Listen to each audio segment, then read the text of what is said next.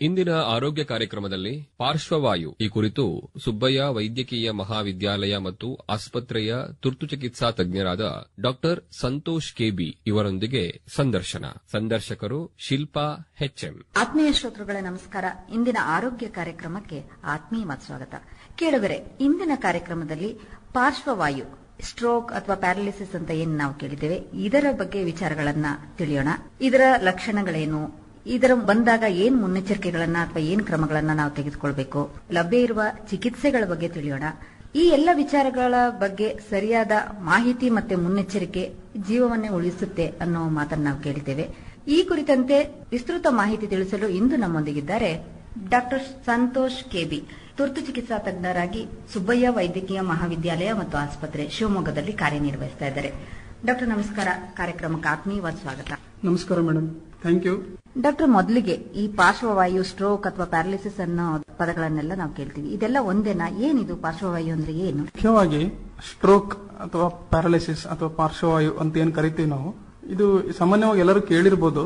ಯಾರಿಗೋ ಒಬ್ಬರಿಗೆ ಪಾರ್ಶ್ವವಾಯು ಆಯ್ತು ಅಂತ ಹೇಳಿದ್ರೆ ಏನು ಕೈಯೋ ಕಾಲೋ ವೀಕ್ನೆಸ್ ಆಗಿರುತ್ತೆ. ಆ ಕೈ ಕಾಲು ವೀಕ್ನೆಸ್ ಆಗಿರುವಂತದ್ದು, ಕೈ ಎತ್ತಕ್ ಬರದೇ ಇರೋದು ಅಥವಾ ಕೈ ಕಾಲು ಹಲ್ಲು ತೋರಿಸಿದ್ರೆ ಏನು ಮುಖದ ಒಂದು ಭಾಗ ಕೆಲಸ ಮಾಡದೇ ಇರೋಂಥದ್ದು, ಅಥವಾ ಯಾವ್ದೋ ಒಂದು ಬೆಳಗ್ಗೆ ಎದ್ದ ತಕ್ಷಣ ನೀರು ಕುಡಿತಾ ಇರ್ತಾರೆ, ಲೋಟ ಇಟ್ಕೊಳಕ್ ಬರೋದಿಲ್ಲ ಸಡನ್ ಅಥವಾ ಬ್ಯಾಲೆನ್ಸ್ ತಪ್ಪಿ ಬಿದ್ದು ಹೋಗ್ತಾರೆ. ಇವೆಲ್ಲ ಲಕ್ಷಣಗಳು ಸ್ಟ್ರೋಕ್ ಅಂತೀವಿ. ಯಾಕಾಗುತ್ತೆ ಅಂತಂದ್ರೆ ಬ್ರೈನ್ ಅಲ್ಲಿ ಯಾವ್ದೋ ಒಂದು ಪರ್ಟಿಕ್ಯುಲರ್ ಭಾಗದಲ್ಲಿ ರಕ್ತ ಸಂಚಾರ ಆಗದೇನೆ ಆ ಪರ್ಟಿಕ್ಯುಲರ್ ಭಾಗದ ಬ್ರೈನ್ ಕೆಲಸ ಮಾಡಲ್ಲ, ಅದಕ್ಕೆ ಸಂಬಂಧಪಟ್ಟಂತಹ ದೇಹದ ಅಂಗಾಂಗಗಳು ಕೆಲಸ ಮಾಡೋದಿಲ್ಲ. ಸೊ ಇದಕ್ಕೆ ನಾವು ಏನು ಸ್ಟ್ರೋಕ್ ಅಥವಾ ಪ್ಯಾರಾಲಿಸಿಸ್ ಅಥವಾ ಪಾರ್ಶ್ವವಾಯು ಅಂತ ಕರೀತೇವೆ. ಹಾಗೇನೆ ಡಾಕ್ಟ್ರೆ, ಈ ಒಂದು ಸ್ಟ್ರೋಕ್ ಈ ಮೆದುಳಲ್ಲಿ ಈ ರೀತಿಯಲ್ಲಿ ಆಗುತ್ತೆ, ಅವಾಗ ನೀವು ಸ್ಟ್ರೋಕ್ ಅಂತ ಕರಿತೀರಿ ಅಂತ ಹೇಳಿದ್ರಿ. ಈ ಒಂದು ರಿಸ್ಕ್ ಫ್ಯಾಕ್ಟರ್ ಅಂತ ಬಂದಾಗ ಯಾರಲ್ಲಿ ಹೆಚ್ಚಾಗಿ ಕಂಡು ಬರುತ್ತೆ? ಇದಕ್ಕೇನ್ ಕಾರಣ ಪ್ರಮುಖವಾಗಿ ಬರಲಿಕ್ಕೆ? ಸ್ಟ್ರೋಕ್ ಯಾರಲ್ಲಿ ಸಾಮಾನ್ಯವಾಗಿ ಕಂಡು ಬರುತ್ತೆ ಅಂತ ಹೇಳಿದ್ರೆ, ತುಂಬಾ ವರ್ಷಗಳಿಂದ ವಿಪರೀತ ಬಿಪಿ ಕಾಯಿಲೆಯಿಂದ ಬಳಲ್ತಾ ಇರ್ತಾರೆ, ಅಥವಾ ಶುಗರ್ ಕಾಯಿಲೆಯಿಂದ ಬಳಲ್ತಾ ಇರ್ತಾರೆ, ಅಥವಾ ತುಂಬಾ ವರ್ಷಗಳಿಂದ ಆಲ್ಕೋಹಾಲ್ ಕನ್ಸಂಪ್ಷನ್ ಮಾಡ್ತಾ ಇರ್ತಾರೆ, ಅಥವಾ ಸ್ಮೋಕಿಂಗ್ ಮಾಡ್ತಾ ಇರ್ತಾರೆ, ಅಥವಾ ಕೆಲವೊಬ್ಬ ವ್ಯಕ್ತಿಗಳಲ್ಲಿ ತುಂಬಾ ಹಾರ್ಟ್ ತೊಂದರೆ ಇರುತ್ತೆ, ಅಥವಾ ಅವರಿಗೆ ಹಾರ್ಟ್ಗೆ ಸಂಬಂಧಪಟ್ಟಂತ ರಕ್ತ ತಿಳಿ ಮಾಡತಕ್ಕಂತ ಕೆಲವೊಂದು ಮೆಡಿಸಿನ್ಸ್ ತಗೊಂತಾ ಇರ್ತಾರೆ. ಆಮೇಲೆ ಏಜ್ ಸಾಮಾನ್ಯವಾಗಿ ಜಾಸ್ತಿ ಆದಂತೆ ಈ ಸ್ಟ್ರೋಕ್ ಬರುವಂತ ರಿಸ್ಕ್ ಕೂಡ ಜಾಸ್ತಿ ಇರುತ್ತೆ. ಏಜ್ ಮೋರ್ ದನ್ 65 ಇಯರ್ಸ್ ಅಂತ ಹೇಳ್ತೀವಿ. ಸೊ ಅವರಲ್ಲಿ ಕೂಡ ಸ್ಟ್ರೋಕ್ ಸಾಮಾನ್ಯವಾಗಿ ಕಂಡು ಬರುತ್ತೆ. ಮತ್ತೆ ರಕ್ತದಲ್ಲಿ ಹೆಪ್ಪುಗಟ್ಟತಕ್ಕಂತ ಒಂದು ಅಂಶಗಳು ರಕ್ತದಲ್ಲಿ ಜಾಸ್ತಿ ಇರುತ್ತೆ, ಮತ್ತು ಅಥವಾ ರಕ್ತದಲ್ಲಿ ರಕ್ತ ತಿಳಿ ಮಾಡತಕ್ಕಂತ ಅಂಶಗಳು ಬಹಳ ಕಡಿಮೆ ಇರುತ್ತೆ. ಸೊ ಇವರಲ್ಲೂ ಕೂಡ ಸ್ಟ್ರೋಕ್ ಆಗೋ ಸಾಧ್ಯತೆ ಜಾಸ್ತಿ ಇರುತ್ತೆ ಮೇಡಮ್. ಹಾಗಾದ್ರೆ ಇದರಲ್ಲಿ ಏನಾದ್ರು ವಿಧಗಳಿದೆಯಾ ಡಾಕ್ಟ್ರೆ, ಈ ಸ್ಟ್ರೋಕ್ ಅಲ್ಲೂ ಕೂಡ? ಇದು ಬಹಳ ಒಳ್ಳೆ ಕ್ವಶನ್ ಮೇಡಮ್. ಸ್ಟ್ರೋಕ್ ಅಂತ ಏನೇ ಕರಿತೀವಿ, ಇದರಲ್ಲಿ ಬಹುಮುಖ್ಯವಾಗಿ 2 ವಿಧಗಳನ್ನ ನಾವು ವಿಂಗಡಿಸ್ತೀವಿ. ಒಂದು ಇಸ್ಚಿಮಿಕ್ ಸ್ಟ್ರೋಕ್ ಅಂತ ಏನ್ ಕರಿತೀವಿ, ಮತ್ತೆ ಎರಡನೇದು ಹೆಮರೇಜಿಕ್ ಸ್ಟ್ರೋಕ್ ಅಂತ ಕರಿತೀವಿ. ಇಸ್ಚಿಮಿಕ್ ಅಂತ ಹೇಳಿದ್ರೆ ಸಾಮಾನ್ಯವಾಗಿ ರಕ್ತನಾಳದಲ್ಲಿ ರಕ್ತ ಸಂಚಾರ ಆಗ್ತಾ ಇರುತ್ತೆ, ಆ ಒಂದು ರಕ್ತನಾಳದಲ್ಲಿ ಬ್ಲಾಕ್ ಆದ್ರೆ ಅಥವಾ ಮೆದುಳಿಗೆ ರಕ್ತ ಪೂರೈಸತಕ್ಕಂತಹ ಒಂದು ರಕ್ತನಾಳದಲ್ಲಿ ಬ್ಲಾಕ್ ಆದ್ರೆ ಆ ಪರ್ಟಿಕ್ಯುಲರ್ ಭಾಗದ ಬ್ರೈನ್ ಕೆಲಸ ಮಾಡೋದಿಲ್ಲ, ಅದಕ್ಕೆ ತಕ್ಕಂತೆ ಅಂಗಾಂಗಗಳು ಕೂಡ ಕೆಲಸ ಮಾಡೋದಿಲ್ಲ. ಸೊ ಇದು ಇಸ್ಚಿಮಿಕ್ ಸ್ಟ್ರೋಕ್ ಅಂತ, ರಕ್ತ ಹೆಪ್ಪುಗಟ್ಟೋದ್ರಿಂದ ಆಗುವಂತ ಸ್ಟ್ರೋಕ್ ವಿಧಾನ. ಇನ್ನ ಎರಡನೇದು ಅಂತ ಹೇಳಿದ್ರೆ ಹೆಮೊರೇಜಿಕ್ ಸ್ಟ್ರೋಕ್ ಅಂತ ಕರಿತೀವಿ. ಹೆಮೊರೇಜ್ ಅಂದ್ರೆ ಬ್ಲೀಡಿಂಗ್ ಆಗೋದು. ಸಾಮಾನ್ಯವಾಗಿ ಕಂಡು ಬರುವಂತದ್ದು ಅಧಿಕ ರಕ್ತದೊತ್ತಡ, ಅಂದ್ರೆ ಬಿಪಿ ಜಾಸ್ತಿ, ಅನ್ಕಂಟ್ರೋಲ್ಡ್ ಬ್ಲಡ್ ಪ್ರೆಷರ್ ಯಾರಿಗಿರುತ್ತಲ್ಲ ಅವರಿಗೆ ಸಾಮಾನ್ಯವಾಗಿ ಬಿಪಿ ಜಾಸ್ತಿ ಆಗಿ ರಕ್ತನಾಳಗಳು ಒಡ್ಕೊಂಡು ಸೊ ಬ್ರೈನ್ ಅಲ್ಲಿ ಬ್ಲೀಡಿಂಗ್ ಆಗ್ತಾ ಇರುತ್ತೆ. ಸೊ ಇದು ಹೆಮೊರೇಜಿಕ್ ಸ್ಟ್ರೋಕ್ ಅಂತ ಕರಿತೀವಿ. ಸೊ ಮುಖ್ಯವಾಗಿ ಈ 2 ವಿಧಗಳನ್ನ ನಾವು ನೋಡ್ತೀವಿ. ಹಾಗೇನೆ ಡಾಕ್ಟರ್, ಈ ಪಾರ್ಶ್ವವಾಯು ಆಗಿದೆ ಅನ್ನೋದರ ಲಕ್ಷಣ ಹೇಗಿರುತ್ತೆ, ಹೇಗೆ ಕಂಡಿಡ್ಕೋಬೇಕು? ಈಗ ವ್ಯಕ್ತಿ ಆಗ್ಲಿ ಅಥವಾ ಕುಟುಂಬದವರಾಗ್ಲಿ ಹೇಗೆ ಗುರುತಿಸಬೇಕು ಅಂತ ಹೇಳ್ತೀರಿ? ನಾವು ಸ್ಟ್ರೋಕ್ ಅಂತ ಬಂದಾಗ ಬಹುಮುಖ್ಯವಾಗಿ ಅರ್ಲಿ ರೆಕಗ್ನಿಷನ್, ಅಂದ್ರೆ ಬೇಗ ಅದನ್ನ ಕಂಡಿಡ್ಕೋಬೇಕಾಗತ್ತೆ. ಯಾಕಂದ್ರೆ ಮುಂದಿನ ಜೀವನ ಶೈಲಿ ಮತ್ತೆ ಅದನ್ನೆಲ್ಲ ಚೆನ್ನಾಗಿ ಇಟ್ಕೋಬೇಕಂತಂದ್ರೆ ಬೇಗ ಕಂಡುಹಿಡಿಬೇಕಾಗತ್ತೆ. ಅದಕ್ಕೆ ಸಿಂಪಲ್ ಆಗಿ ಜನಸಾಮಾನ್ಯರಿಗೂ ಅರ್ಥ ಆಗೋ ತರ ಒಂದು ವರ್ಡ್ ಇದೆ, ಫಾಸ್ಟ್ ಅಂತ ಕರಿತೀವಿ, FAST ಅಂತ. ಎಫ್ ಅಂದ್ರೆ ಫೇಶಿಯಲ್ ವೀಕ್ನೆಸ್ ಅಂತ ಕರಿತೀವಿ, ಅಂದ್ರೆ ಮುಖದ ಒಂದು ಭಾಗ ಕೆಲಸ ಮಾಡೋದಿಲ್ಲ. ಫೇಶಿಯಲ್ ವೀಕ್ನೆಸ್ ಅಂದ್ರೆ ಹಲ್ಲು ತೋರಿಸೋ ಅಥವಾ ನಗು ಅಂತ ಹೇಳಿದ್ರೆ ಒಂದು ಕಡೆ ಮುಖ ಅಥವಾ ಒಂದು ಕಡೆ ಬಾಯಿ ಓರೆ ಆಗ್ತಕ್ಕಂಥದ್ದು. ಇನ್ನು ಎರಡನೇದು ಆರ್ಮ್ ಡ್ರಿಫ್ಟ್ ಅಂತ ಕರಿತೀವಿ, A ಫಾರ್ ಆರ್ಮ್ ಡ್ರಿಫ್ಟ್. 2 ಕೈ ಮುಂದೆ ಚಾಚು ಅಂತ ಹೇಳಿದ್ರೆ ಒಂದು ಕೈ ಚಾಚಕ್ ಬರೋದಿಲ್ಲ, ಅಥವಾ ಚಾಚಿದ್ರೂ ಕೂಡ ಬಹು ಬೇಗ ಕೆಳಗೆ ಬಿದ್ದೋಗ್ಬಿಡುತ್ತೆ. ಬಹಳ ತುಂಬಾ ಹೊತ್ತು ಚಾಚಿಟ್ಕೊಳಕ್ ಆಗೋದಿಲ್ಲ, ಅದು ಆರ್ಮ್ ಡ್ರಿಫ್ಟ್ ಅಂತ ಕರಿತೀವಿ. ಮೂರನೇದು ಎಸ್ ಅಂದ್ರೆ ಸ್ಪೀಚ್ ಅಬ್ನಾರ್ಮಾಲಿಟಿ, ಅಂದ್ರೆ ಮಾತಿನಲ್ಲಿ ತೊದಲಾಗ್ತಕ್ಕಂಥದ್ದು, ಮಾತು ಬರದೇ ಇರತಕ್ಕಂಥದ್ದು. ಈ ಮೂರು ಕ್ಲಾಸಿಕಲ್ ಸಿಂಪ್ಟಮ್ಸ್. ಸೊ ಈ ಮೂರನ್ನ ಬಹುಬೇಗ ಕಂಡಿಡ್ಕೋಬೇಕಾಗುತ್ತೆ. ಇದು ಕ್ಲಾಸಿಕಲ್ ಸಿಂಪ್ಟಮ್ಸ್ ಆಗಿರುತ್ತೆ. ಹಂಗಂತ ಈ ಮೂರು ಅಷ್ಟೇನೆ ಸ್ಟ್ರೋಕ್ ಆಗುತ್ತಾ ಅಂತ ಅಲ್ಲ, ಇನ್ನು ಬೇರೆ ಬೇರೆ ಲಕ್ಷಣಗಳಿದಾವೆ. ಸೊ FAS ಆದ್ಮೇಲೆ ಟಿ ಅಂತ ಬರೋದು. ಟಿ ಅಂದ್ರೆ ಟೈಮ್. ಸ್ಟ್ರೋಕ್ ಅಂತ ಮಾತಾಡುವಾಗ ಟೈಮ್ ಈಸ್ ಬ್ರೈನ್ ಅಂತ ಕರಿತೀವಿ. ಅಂದ್ರೆ ಟೈಮು ನಾವು ಎಷ್ಟು ಕಳ್ಕೊಂತೀವೋ ಮೆದುಳಿನ ನರಕೋಶಗಳನ್ನು ಕೂಡ ಅಷ್ಟೇ ಬಹುಬೇಗ ಕಳ್ಕೊಂತೀವಿ. ಸೊ ನಾವು ಪ್ರತಿ ಒಂದು ಸೆಕೆಂಡ್ ಇದನ್ನ ಕಂಡುಹಿಡಿಯೋದು ಲೇಟ್ ಆದ್ರೂ ಕೂಡ ಮೆದುಳಿನ ನರಕೋಶಗಳು ಸತ್ತೋಗ್ತವೆ. ಸೊ ಬಹುಬೇಗ ಕಂಡುಕೊಂಡು ಬಹುಬೇಗ ಚಿಕಿತ್ಸೆಯನ್ನ ತಗೋಬೇಕಾಗುತ್ತೆ. ಇವು ಮೂರು ಕ್ಲಾಸಿಕಲ್ ಸಿಂಪ್ಟಮ್ಸ್. ಸೊ ಬೇರೆ ಯಾವ್ಯಾವ ತರ ಲಕ್ಷಣಗಳು ಇರಬಹುದು ಸ್ಟ್ರೋಕ್ ಬರೋರಿಗೆ ಅಂತಂದ್ರೆ, ಈ ಸಡನ್ ಆಗಿ ಜಸ್ಟ್ ಕೈ ಕಾಲು ಎಲ್ಲ ಚೆನ್ನಾಗಿರುತ್ತೆ, ಜಸ್ಟ್ ಮಾತಷ್ಟೇ ತೊದಲಾಗ್ಬೋದು, ಅಥವಾ ಊಟ ನುಂಗಕ್ ಆಗದೆ ಇರಬಹುದು, ನೀರು ಕುಡಿಯಕ್ ಆಗದೆ, ಗಂಟ್ಲಲ್ಲಿ ಏನೋ ನುಂಗಕ್ ಆಗದೆ ಇರಬಹುದು. ಇದ್ರ ಜೊತೆಗೆ ಬರೀ ಕಣ್ಣಲ್ಲಿ ದೃಷ್ಟಿ ಮಂಜಾಗ್ತಕ್ಕಂಥದ್ದು, ಸಡನ್ ಆಗಿ ಇದ್ದಕ್ಕಿದ್ದಂಗೆ ತಲೆ ಸುತ್ತು ಬಂದು ಬೀಳ್ತಕ್ಕಂಥದ್ದು, ಸೊ ಒಂದು ಸೈಡ್ ಕೈ ಕಾಲು ವೀಕ್ನೆಸ್ ಆಗಿ ಕೈ ಕೆಲಸ ಮಾಡದೇ ಇರತಕ್ಕಂಥದ್ದು, ಇದೆಲ್ಲ ಕ್ಲಾಸಿಕಲ್ ಸಿಂಪ್ಟಮ್ಸ್, ಟ್ರೆಡಿಷನಲ್ ಸಿಂಪ್ಟಮ್ಸ್ ಅಂತೀವಿ. ಇನ್ನ ನಾನ್ ಟ್ರೆಡಿಷನಲ್ ಸಿಂಪ್ಟಮ್ಸ್, ಯಾರಲ್ಲಿ ಸ್ಟ್ರೋಕ್ ಸಿಂಪ್ಟಮ್ಸ್ ಅನ್ಸೋದಿಲ್ಲ ಆದ್ರೂ ಅವರಲ್ಲಿ ಸ್ಟ್ರೋಕ್ ಇರಬಹುದು. ಆ ತರ ಲಕ್ಷಣಗಳು ಏನಪ್ಪಾ ಅಂತ ಹೇಳಿದ್ರೆ, ಸುಮ್ನೆ ಜನರಲೈಸ್ ತುಂಬಾ ಸುಮ್ನೆ ಸುಸ್ತಾಗ್ತಕ್ಕಂಥದ್ದು, ಸಡನ್ ಆಗಿ ಇದ್ದಕ್ಕಿದ್ದಂಗೆ ಬಿಕ್ಳಿಕೆ ಬರೋದು, ಇದ್ದಕ್ಕಿದ್ದಂಗೆ ಫೋರ್ಸ್ಫುಲ್ ಆಗಿ ವಾಂತಿ ಆಗ್ತಕ್ಕಂಥದ್ದು, ಮತ್ತೆ ತಕ್ಷಣ ಪ್ರಜ್ಞಾಹೀನ ಸ್ಥಿತಿಗೆ ಹೋಗೋದು, ಅಥವಾ ಫಿಟ್ಸ್ ಬರೋದು, ತಕ್ಷಣ ಪ್ರಜ್ಞಾಹೀನ ಸ್ಥಿತಿಗೆ ಹೋಗ್ತಾರೆ. ಸೊ ಇವೆಲ್ಲ ನಾನ್ ಕ್ಲಾಸಿಕಲ್ ಸಿಂಪ್ಟಮ್ಸ್. ಅಥವಾ ಬೆಳಗ್ಗೆ ಎದ್ದೇಳ್ತಾರೆ, ಸಡನ್ ಆಗಿ ಎಚ್ಚರನೇ ಆಗೋದಿಲ್ಲ, ಅವರಲ್ಲಿ ಕೂಡ ಸ್ಟ್ರೋಕ್ ಆಗಿರೋ ಸಾಧ್ಯತೆ ಇರುತ್ತೆ. ಸೊ ಇವೆಲ್ಲ ನಾನ್ ಕ್ಲಾಸಿಕಲ್ ಸಿಂಪ್ಟಮ್ಸ್ ಅಂತೀವಿ. ಜೊತೆಗೆ ಈಗ ಇದರಲ್ಲಿ ಒಂದು ಬಹುಮುಖ್ಯ ಅಂಶ ನಾವು ನೆನ್ಪಿಟ್ಕೋಬೇಕು ಅಂತ ಹೇಳಿದ್ರೆ, ಬೆಳಗ್ಗೆ ಎದ್ದೇಳ್ತಾರೆ, ಎದ್ದಾಗ ಅಂಗಾಂಗಗಳೆಲ್ಲ ಚೆನ್ನಾಗಿರ್ತವೆ, ಸೊ ಆಮೇಲೆ ಕೈ ಕಾಲು ವೀಕ್ನೆಸ್ ಆಗುತ್ತೆ, ಇದು ಒಂಥರ ಆಗುತ್ತೆ. ಅಥವಾ ಬೆಳಗ್ಗೆ ಎದ್ದೇಳ್ತಾರೆ, ಎದ್ದಾಗ ಕೈ ಕಾಲು ವೀಕ್ನೆಸ್ ಆಗಿರುತ್ತೆ, ಇದನ್ನ ವೇಕಪ್ ಸ್ಟ್ರೋಕ್ ಅಂತ ಕರಿತೀವಿ. ಡಿಪೆಂಡಿಂಗ್ ಆನ್ ದ ಟೈಮ್ ನಾವು ಬೇರೆ ಬೇರೆ ಚಿಕಿತ್ಸೆಗಳನ್ನ ನೀಡಬೇಕಾಗುತ್ತೆ. ಸೊ ಇಲ್ಲಿ ಟೈಮ್ ಅನ್ನೋದು ಬಹಳ ಮುಖ್ಯವಾಗಿರುತ್ತೆ. ಡಾಕ್ಟರ್, ಈಗ ನೀವು ಹೇಳಿದ್ರಿ ಈ ಎಲ್ಲ ಲಕ್ಷಣಗಳು ಕಂಡು ಬಂದಾಗ ಈ ಒಂದು ಸ್ಟ್ರೋಕ್ ಆಗಿರ್ಬೋದು ಅನ್ನೋದನ್ನ ಅವರು ತಿಳ್ಕೊಂಡು ವೈದ್ಯರ ಹತ್ರ ಬರಬೇಕು ಅಂತ. ನಿಮ್ಮ ಬಳಿ ಬಂದಾಗ ನೀವು ಇದು ಸ್ಟ್ರೋಕೆ ಆಗಿದೆ ಅಥವಾ ಪಾರ್ಶ್ವವಾಯು ಆಗಿದೆ ಅನ್ನೋದನ್ನ ಹೇಗೆ ದೃಢಪಡಿಸ್ಕೊತೀರಿ? ಏನೇನೆಲ್ಲ ಪರೀಕ್ಷೆಗಳನ್ನು ಮಾಡ್ತೀರಿ? ಯಾವ ರೀತಿ ಅದನ್ನ ದೃಢಪಡಿಸ್ಕೊತೀರಿ? ಯಾವುದೇ ಸ್ಟ್ರೋಕ್ ಆಗಿರೋ ಸಾಧ್ಯತೆ ಇರುವ ವ್ಯಕ್ತಿ ಹಾಸ್ಪಿಟಲ್ಗೆ ಬಂದ್ರೆ ನಾವು ತಕ್ಷಣ ಈ ತರದೆಲ್ಲ ಗುಣಲಕ್ಷಣಗಳು ಇರುವಂತದ್ದು, ರೋಗ ಲಕ್ಷಣಗಳು ಇರುವಂತದನ್ನ ಕಂಡುಕೊಂತೀವಿ. ಬಂದ 10 ನಿಮಿಷದೊಳಗಡೆ ಅವ್ರಿಗೆ ಏನು ಏರ್ವೇ ಬ್ರೀದಿಂಗ್ ಸರ್ಕ್ಯುಲೇಷನ್ ಅಂತ ಅಂದ್ರೆ, ಬಂದಾಗ ಜೀವಕ್ಕೆ ಅಪಾಯ ಇರುವಂತಹ ಒಂದು ಕಂಡೀಷನ್ ಇಂದ ನಾವು ಹೊರಬರ್ಲಿಕ್ಕೆ ಏನೆಲ್ಲ ಪ್ರಯತ್ನಗಳು ಮಾಡಬಹುದು ಅದನ್ನ ಮಾಡ್ತೀವಿ. ಅದಾದ ನಂತರ ವಿತಿನ್ 20 ಮಿನಿಟ್ಸ್ ಅಲ್ಲಿ ನಾವು ಅಂದ್ರೆ ಜನರಲ್ ಅವರ ನರ ಸಿಸ್ಟಮ್ ಏನಿದೆಲ್ಲ, ನ್ಯೂರೋಲಾಜಿಕಲ್ ಸಿಸ್ಟಮ್, ಅದನ್ನೆಲ್ಲ ಅಸೆಸ್ಮೆಂಟ್ ಮಾಡ್ತೀವಿ. ಆಮೇಲೆ ವಿತಿನ್ 40 ಮಿನಿಟ್ಸ್ ಅಲ್ಲಿ ನಾವು ಸಿಟಿ ಸ್ಕ್ಯಾನ್ ಮಾಡಬೇಕಾಗುತ್ತೆ. ಅದರಲ್ಲಿ ಏನಾದ್ರು ತೊಂದರೆ ಇದೆಯಾ ಅಂತ ಕಂಡುಹಿಡಿಯಬೇಕಾಗುತ್ತೆ, ಅಥವಾ ರಕ್ತ ಹೆಪ್ಪುಗಟ್ಟಿದೆಯೋ ಅಥವಾ ಬ್ಲೀಡಿಂಗ್ ಆಗಿದೆಯೋ ಅಂತ ಕಂಡುಹಿಡಿಯಬೇಕಾಗುತ್ತೆ. ವಿತಿನ್ 1 ಅವರ್ ಅಲ್ಲಿ ಯಾವ ತರದ ಅದು ಸ್ಟ್ರೋಕ್ ಆಗಿರುತ್ತೆ, ಯಾವ ತರದ ಅಂದ್ರೆ ರಕ್ತ ಹೆಪ್ಪುಗಟ್ಟಿರೋದ್ರಿಂದ ಆಗಿರ್ಬೋದು, ಬ್ಲೀಡಿಂಗ್ ಇಂದ ಆಗಿರ್ಬೋದು, ಅದಕ್ಕೆ ತಕ್ಕಂತೆ ಚಿಕಿತ್ಸೆಯನ್ನ ಶುರು ಮಾಡಲಿಕ್ಕೆ ವಿತಿನ್ 1 ಅವರ್ ನಾವು ಸ್ಟಾರ್ಟ್ ಮಾಡ್ತೀವಿ. ನಮಗೆ ಬಹುಮುಖ್ಯವಾಗಿ ಇದ್ರಲ್ಲಿ ಕಂಡುಹಿಡಿಯಲಿಕ್ಕೆ ನಮ್ಗೆ ಬೇಕಾಗಿದ್ದಂತದ್ದೇ ಸಿಟಿ ಸ್ಕ್ಯಾನ್ ಅಥವಾ MRI ಸ್ಕ್ಯಾನ್ ಮಾಡಲೇಬೇಕಾಗುತ್ತೆ. ಕೆಲವೊಂದ್ಸಲ ಸಿಟಿ ಸ್ಕ್ಯಾನ್ ಅಲ್ಲೇ ನಮಗೆ ಗೊತ್ತಾಗುತ್ತೆ ಇದು ಏನು ರಕ್ತ ಹೆಪ್ಪುಗಟ್ಟಿರೋದ್ರಿಂದ ಆಗಿದೆಯೋ ಬ್ಲೀಡಿಂಗ್ ಇಂದ ಆಗಿದೆ ಅಂತ.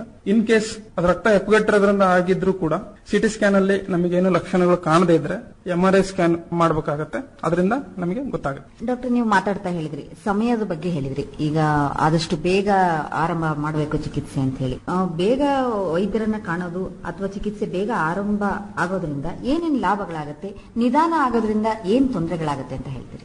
ನಾನು ಅವಾಗ್ಲೇನೆ ಹೇಳಿದೆ ಮೇಡಮ್, ಟೈಮ್ ಈಸ್ ಬ್ರೈನ್ ಅಂತ.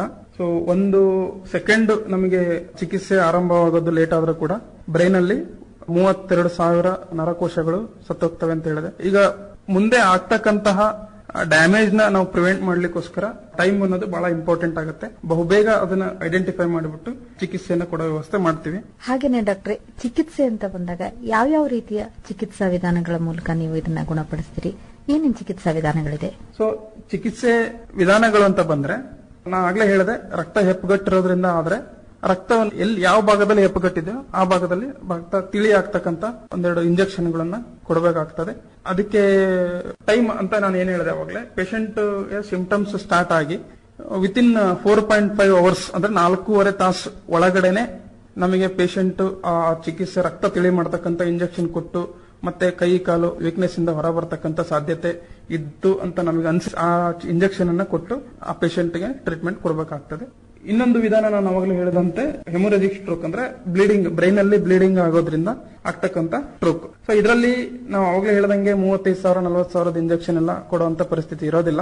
ಇದರಲ್ಲಿ ಮೇನ್ ಆಗಿ ನಮಗೆ ಬ್ರೈನ್ ಅಲ್ಲಿ ಬ್ಲಡ್ ಪ್ರೆಷರ್ ಅಥವಾ ಇಂಟ್ರಾಕ್ರಿನಿಯಲ್ ಪ್ರೆಷರ್ ಅಂತ ಬ್ರೈನ್ ಅಲ್ಲಿ ಏನಾಗುತ್ತೆ ಅದನ್ನ ಕಡಿಮೆ ಮಾಡೋಕೆ ಇಂಜೆಕ್ಷನ್ಸ್ ಎಲ್ಲ ಕೊಡ್ತೇವೆ. ಮತ್ತೆ ಫಿಟ್ಸ್ ಬರೋ ಸಾಧ್ಯತೆ ಇರುತ್ತೆ ಅದೇ ಪೇಷಂಟ್ ಗೆ, ಅದನ್ನೆಲ್ಲ ಕಂಟ್ರೋಲ್ ಮಾಡ್ಲಿಕ್ಕೆ ಇಂಜೆಕ್ಷನ್ ಕೊಡ್ತೇವೆ. ಬೇರೆ ಎಲ್ಲ ಸಪೋರ್ಟಿವ್ ಮೆಜರ್ಸ್ ನ ಟ್ರೀಟ್ಮೆಂಟ್ ಅನ್ನ ನಾವು ಕೊಡ್ತೇವೆ. ಸೊ ಇವೆರಡು ಮೇನ್ ಆಗಿ ಚಿಕಿತ್ಸಾ ವಿಧಾನಗಳಿರುತ್ತೆ. ಇನ್ ಕೇಸ್ ಪೇಷಂಟ್ ನಮಗೆ 4.5 ತಾಸು ಒಳಗಡೆ ಬರಲಿಲ್ಲ ಅಂತ ಹೇಳಿದ್ರೆ, ಅದು ಒಂದ್ ವೇಳೆ ರಕ್ತ ಹೆಪ್ಪುಗಟ್ಟಿರೋದ್ರಿಂದ ಆಗಿದ್ರು ಕೂಡ ಕೆಲವೊಂದು ಮತ್ತೆ ಮರೆಯಲ್ಲಿ ಮತ್ತೆ ವಿಧ ತರದ ಸ್ಕ್ಯಾನಿಂಗ್ ಗಳಿರುತ್ತೆ. ಅದನ್ನ ನೋಡ್ಕೊಂಡ್ಬಿಟ್ಟು ನಮಗೆ ಯಾವ ಭಾಗದಲ್ಲಿ ರಕ್ತ ಹೆಪ್ಪುಗಟ್ಟಿದೆ ನೋಡ್ಕೊಂಡ್ಬಿಟ್ಟು ಅದನ್ನ ಒಡೆದು ಬಿಟ್ಟು ಅಲ್ಲಿಗೊಂದು ಸ್ಟೆಂಟ್ ಹಾಕಿ ಈ ತರದೆಲ್ಲ ಪ್ರೊಸೀಜರ್, ಅಡ್ವಾನ್ಸ್ಡ್ ಪ್ರೊಸೀಜರ್ಸ್ ಅಂತ ಸ್ಟ್ರೋಕ್ ಟ್ರೀಟ್ಮೆಂಟ್ ಅಲ್ಲಿ ಇರುತ್ತೆ. ಮತ್ತಿನ್ನ ಹೆಮೊರೇಜಿಕ್ ಸ್ಟ್ರೋಕ್ ನಾನು ಆಗ್ಲೇ ಹೇಳ್ದಂಗೆ ಬ್ರೈನ್ ಅಲ್ಲೆಲ್ಲ ಪ್ರೆಷರ್ ಎಲ್ಲ ಸ್ವಲ್ಪ ಜಾಸ್ತಿ ಆಗಿರೋ ಸಾಧ್ಯತೆ ಇರುತ್ತೆ. ಆ ಪೇಷಂಟ್ ತುಂಬಾ ಜೀವಕ್ಕೆ ಅಪಾಯ ಇರುವಂತ ಕಂಡೀಷನ್ ಅಲ್ಲಿ ಇದ್ರೆ ಆ ಪೇಷಂಟ್ ಗೆ ಬ್ರೈನ್ ಸರ್ಜರಿ ಕೂಡ ಆಗ್ಬೇಕಾಗುತ್ತೆ. ಸೊ ಇವೆಲ್ಲ ಚಿಕಿತ್ಸಾ ವಿಧಾನಗಳಿರುತ್ತೆ. ಈ ರೀತಿ ಒಂದು ಲಕ್ಷಣಗಳು ಬಂದಾಗ ಅವರು ನಿಮ್ಮನ್ನ ಭೇಟಿಯಾದಾಗ ಈ ರೀತಿ ಎಲ್ಲ ನೀವು ಪರೀಕ್ಷೆಗಳು ಮಾಡಿ ಚಿಕಿತ್ಸೆಯನ್ನ ಆರಂಭ ಮಾಡ್ತೀರಿ ಅಂತ ಹೇಳಿದ್ರಿ. ಹಾಗೇನೆ ಈಗ ಮನೆಯಲ್ಲಿ ಈ ರೀತಿ ಲಕ್ಷಣ ಕಂಡು ಬಂದಾಗ ಅಥವಾ ಸುತ್ತಮುತ್ತ ಎಲ್ಲೋ ಹೊರಗಡೆ ಕಂಡು ಬಂದಾಗ ಸುತ್ತ ಇರೋಂತವ್ರು ಅಥವಾ ಆ ವ್ಯಕ್ತಿ ಏನ್ ಮಾಡ್ಬೇಕು ಆ ಸಂದರ್ಭದಲ್ಲಿ ಅನ್ನೋದೇ ಕೆಲವರಿಗೆ ಗೊತ್ತಾಗಲ್ಲ. ಏನ್ ಮಾಡ್ಬೇಕು, ಹಾಗೇನೆ ಏನ್ ಮಾಡಬಾರ್ದು, ಏನ್ ತಪ್ಪುಗಳನ್ನ ಮಾಡ್ತಾರೆ ನೀವು ಸಾಮಾನ್ಯವಾಗಿ ನೋಡ್ತಿರ್ತೀರಿ ದಿನನಿತ್ಯದಲ್ಲಿ, ಏನ್ ಮಾಡಬಾರ್ದು? ಇದು ಬಹಳ ಒಳ್ಳೆ ಕ್ವಶನ್ ಅಂತ ಮೇಡಮ್. ಈಗ ಸಪೋಸ್ ನಾವು ಯಾರೋ ಹಿಂಗೆ ಜೊತೆಗೆ ಯಾವ್ದೋ ಊಟಕ್ಕೆ ಅಂತ ಹೋಗಿರ್ತೀವಿ ಅಥವಾ ಮನೆಯಲ್ಲೇ ಯಾವ್ದೋ ಫಂಕ್ಷನ್ ಇದ್ದಾಗ ಯಾರಿಗಾದ್ರೂ ಈ ತರಹದ ಲಕ್ಷಣಗಳು ಕಂಡು ಬಂದಲ್ಲಿ ಅವರನ್ನ ಬಹುಬೇಗ ಐಡೆಂಟಿಫೈ ಮಾಡಿಬಿಟ್ಟು ನಾವು ಗುರುತಿಸ್ಬಿಟ್ಟು ಸ್ಟ್ರೋಕ್ ಆಗಿರೋ ಲಕ್ಷಣಗಳು ಇದೆ ಅಂತ ಹೇಳ್ಬಿಟ್ಟು ನಾವು ಗೊತ್ತು ಮಾಡ್ಕೋಬೇಕು. ಇನ್ ಕೇಸ್ ಗೊತ್ತಾಗ್ಲಿಲ್ಲ ಅಂದ್ರೂ ಕೂಡ ಅವ್ರನ್ನ ತಕ್ಷಣ ಹಾಸ್ಪಿಟ್ಲಿಗೆ ಕರ್ಕೊಂಡು ಹೋಗ್ತಕ್ಕಂತ ವ್ಯವಸ್ಥೆ ಮಾಡಬೇಕಾಗುತ್ತೆ. ಏನೋ ಕೈ ವೀಕ್ನೆಸ್ ಆಗಿದೆ, ಕಾಲ್ ವೀಕ್ನೆಸ್ ಆಗಿದೆ, ಕೈ ಬರ್ತಾ ಇಲ್ಲ, ಕಾಲ್ ಬರ್ತಾ ಇಲ್ಲ ಅಂತಂದ್ರೆ ಮನೆಯಲ್ಲೇ ಎಣ್ಣೆ ಹಚ್ಚಿ ತಿಕ್ತಕ್ಕಂಥದ್ದು, ಬೇರೆ ಇನ್ನು ಯಾವ್ದೋ ಬೇರೆ ರೀತಿಯಲ್ಲಿ ಸಮಯ ವ್ಯರ್ಥ ಮಾಡತಕ್ಕಂಥದ್ದು ಮಾಡಿದ್ರೆ ಆ ಜೀವನ ಪರ್ಯಂತ ಆ ಕೈ ಕಾಲು ವಾಪಸ್ ಬರದೇ ಇರೋ, ಸ್ವಾಧೀನ ಬರದೇ ಇರೋ ಸಾಧ್ಯತೆ ಇರುತ್ತೆ. ಸೊ ಅದನ್ನ ಅವಾಯ್ಡ್ ಮಾಡ್ಲಿಕ್ಕೆ ನೆಕ್ಸ್ಟ್ ಫ್ಯೂಚರ್ ಅಲ್ಲಿ ಕ್ವಾಲಿಟಿ ಆಫ್ ಲೈಫ್ ಅಂದ್ರೆ ನಮ್ ಕೈ ಕಾಲು ಚೆನ್ನಾಗಿದ್ರೆ ನಮ್ಮ ಆರೋಗ್ಯ ಚೆನ್ನಾಗಿರುತ್ತೆ. ದಿನನಿತ್ಯ ನಮ್ಮ ಕೆಲಸಗಳನ್ನ, ವೃತ್ತಿ ಜೀವನ, ವೈಯಕ್ತಿಕ ಜೀವನ ಚೆನ್ನಾಗಿ ಸಾಗಿಸ್ಕೊಂಡು ಹೋಗ್ಬೋದು. ಸೊ ಕೈ ಕಾಲು ಚೆನ್ನಾಗಿತ್ತು ಅಂದ್ರೆ ಅಷ್ಟೆಲ್ಲ ನಮ್ ಸಕ್ಸಸ್ಫುಲ್ ಲೈಫ್ ಲೀಡ್ ಮಾಡಕ್ ಸಾಧ್ಯತೆ ಇರುತ್ತೆ. ಸೊ ಹಂಗಾಗಿ ಯಾವುದೇ ರೀತಿ ಸಮಯ ವ್ಯರ್ಥ ಮಾಡದೇನೆ ಇಮಿಡಿಯೇಟ್ ಆಗಿ ಹಾಸ್ಪಿಟಲ್ ಕರ್ಕೊಂಡು ಹೋಗ್ಬೇಕು. ಒಂದೇದು. ಎರಡನೇದು, ಅವರಿಗೆ ನೀರು ಕೊಡೋದು, ಊಟ ಕೊಡೋದು ಅಥವಾ ಅದು ಮಾಡಬಾರ್ದು. ಯಾಕಂದ್ರೆ ಸ್ಟ್ರೋಕ್ ಇರೋ ಪೇಷಂಟ್ ಗೆ ಏನು ಉಗುಳು ನುಂಗಕ್ ಆಗದೆ ಇರೋದು, ನೀರು ಕುಡಿಯಕ್ ಆಗದೆ ಇರೋ ಸಾಧ್ಯತೆ ಇರುತ್ತೆ. ಇನ್ ಕೇಸ್ ಅವರಿಗೆ ಊಟ ಅಥವಾ ನೀರು ಕೊಟ್ರೆ ಅಥವಾ ಜ್ಯೂಸು, ಎಳ್ನೀರು, ಗಂಜಿ ಮತ್ತೆ ಈ ತರದ್ ಯಾವ್ದೇ ಕೊಟ್ಟರು ಕೂಡ ಅದನ್ನ ನುಂಗಕ್ ಆಗದೇನೆ ಅದು ವಾಯುನಾಳ ಅಂದ್ರೆ ಗಾಳಿ ನಾಳಕ್ಕೆ ಹೋಗಿ ಶ್ವಾಸಕೋಶಕ್ಕೆ ಹೋಗಿ ಅದು ಇನ್ನು ಶ್ವಾಸಕೋಶಕ್ಕೆ ತೊಂದರೆ ಮಾಡಿ ಸಡನ್ ಆಗಿ ಡೆತ್ ಆಗೋ ಸಾಧ್ಯತೆ ಇರುತ್ತೆ. ಅಥವಾ ಆ ತರದನ್ನ ಮಾಡಬಾರದು.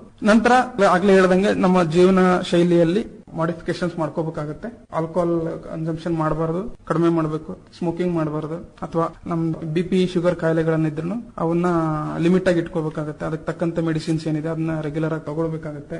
ಜೊತೆಗೆ ಹಾರ್ಟ್ ತೊಂದರೆ ಅಥವಾ ಬೇರೆ ಏನೋ ತೊಂದರೆ ಇದ್ರೂ ಕೂಡ ಅವರಿಗೆ ರಕ್ತ ತಿಳಿ ಆಗ್ತಕ್ಕಂತ ಒಂದೆರಡು ಮಾತ್ರೆಗಳನ್ನು ಕೂಡ ಕೊಟ್ಟಿರ್ತಾರೆ ಡಾಕ್ಟರ್. ಸೊ ಅವನ್ನ at least once in a month, once in a 2 months or 3 months ಅವನ್ನ ರೆಗ್ಯುಲರ್ ಚೆಕ್ಅಪ್ ಮಾಡಿಕೊಂಡು ಡಾಕ್ಟರ್ಸ್ಗೆ ತೋರಿಸಿ ಸೊ ಅದೇ ಮಾತ್ರ ಕಂಟಿನ್ಯೂ ಮಾಡೋದು ಅಥವಾ ಅದರಲ್ಲಿ ಏನೋ ಡೋಸ್ ವೇರಿಯೇಷನ್ಸ್ ಜಾಸ್ತಿ ಆಗಲಿ ಕಮ್ಮಿ ಆಗಲಿ ಅದು ಮಾಡಿಕೊಂಡು ಚಿಕಿತ್ಸೆನೆ ತಗೋಬೇಕಾಗುತ್ತೆ. ಇದ್ರ ಜೊತೆಗೆ ಫಿಸಿಕಲ್ ಎಕ್ಸರ್ಸೈಸ್ ಅಂತ ಏನ್ ಹೇಳ್ತೀವಿ, ಇದು ಸ್ಟ್ರೋಕ್ ಇರೋರಿಗಾಗ್ಲಿ ಅಥವಾ ಸ್ಟ್ರೋಕ್ ಬರದೇ ಇರೋ ತರ ನೋಡ್ಕೊಳಕ್ಕಾಗ್ಲಿ ಫಿಸಿಕಲ್ ಎಕ್ಸರ್ಸೈಸ್ ಅನ್ನೋದು ಬಹಳ ಇಂಪಾರ್ಟೆಂಟ್ ಆಗಿರುತ್ತೆ. ನಮ್ಮ ಜೀವನ ಶೈಲಿನೂ ಕೂಡ ಅಷ್ಟೇ ಚೆನ್ನಾಗಿ ನೋಡ್ಕೋಬಹುದು. ಮತ್ತೆ ಯಾವುದೇ ರೀತಿ ವಿಚಾರಗಳಿಗಾಗ್ಲಿ ಮತ್ತೊಂದೇನೆ ಆಗು ಹೋಗುಗಳಿಗಾಗ್ಲಿ ಸ್ಟ್ರೆಸ್ ಅನ್ನ ತಗೊಳ್ಬಾರದು. ನಾವು ಎಷ್ಟು ಮನಃಶಾಂತಿಯಿಂದ ಇರ್ತೀವೋ ಅಷ್ಟೇ ನಮ್ಮ ಆರೋಗ್ಯ ಶೈಲಿ ಚೆನ್ನಾಗಿರುತ್ತೆ, ಅಷ್ಟೇ ಚೆನ್ನಾಗಿ ನಮ್ಮ ಆರೋಗ್ಯ ಕೂಡ ಇರುತ್ತೆ. ಡಾಕ್ಟರ್, ಹಾಗೆ ಇತ್ತೀಚೆಗೆ ನಾವು ಕೇಳ್ತಾ ಇದೀವಿ, ಈಗ ನೀವು ಹೇಳಿದ್ರಿ ವಯಸ್ಸಾದ ನಂತರನೂ ಈ ಒಂದು ಪಾರ್ಶ್ವವಾಯು ಆಗುತ್ತೆ ಅಂತ. ಇತ್ತೀಚೆಗೆ ತುಂಬಾ ಚಿಕ್ಕ ವಯಸ್ಸಿನಲ್ಲೇ ಹೆಚ್ಚಾಗಿ ಆಗ್ತಾ ಇದೆ ಅಂತ ಕೇಳ್ತಾ ಇದೀವಿ. ಇದಕ್ಕೆಲ್ಲ ಏನ್ ಕಾರಣ, ಯಾಕೆ ಈ ರೀತಿ ಆಗ್ತಾ ಇದೆ?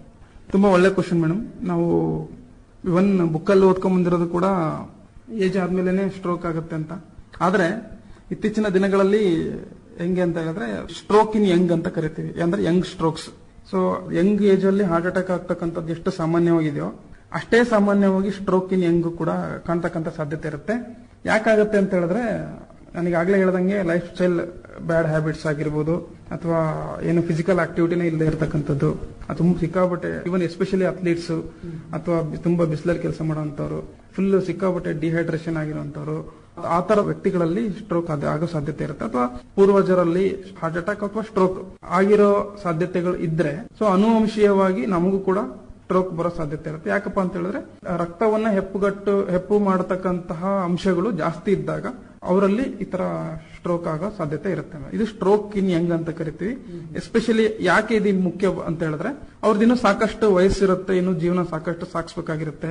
ಸೊ ಅಂತವರಲ್ಲಿ ಈ ತರದ ಸ್ಟ್ರೋಕ್ ಬಂದ್ರೆ ಇನ್ನು ಅದರ ಮುಂದಿನ ಜೀವನ ಶೈಲಿ ಕೂಡ ಅವ್ರಿಗೆ ಅಷ್ಟು ಚೆನ್ನಾಗಿರೋದಿಲ್ಲ.